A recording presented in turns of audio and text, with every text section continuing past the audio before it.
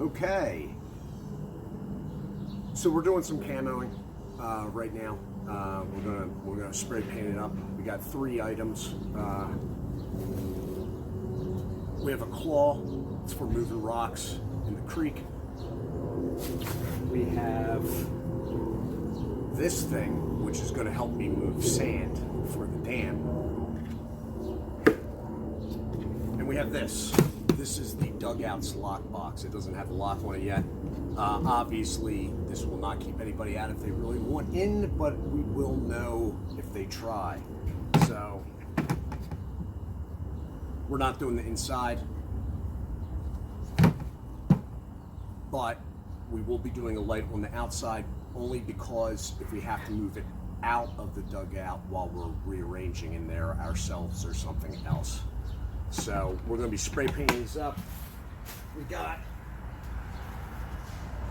black camo from Rust-Oleum. We got a green and a product from Bear that's actually surprisingly well. Bear used to be a Home Depot brand that was somewhat back in the day. They've really stepped up their game with that. And you can pause.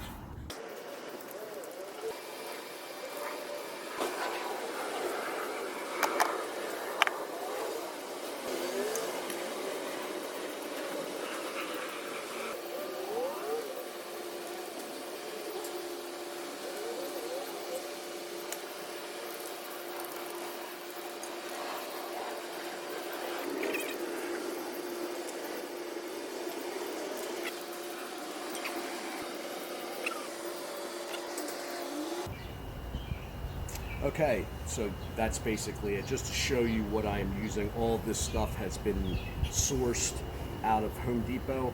The black camouflage was actually sourced out of a True Value. So, you got that good? Mm-hmm. Part 1? Okay.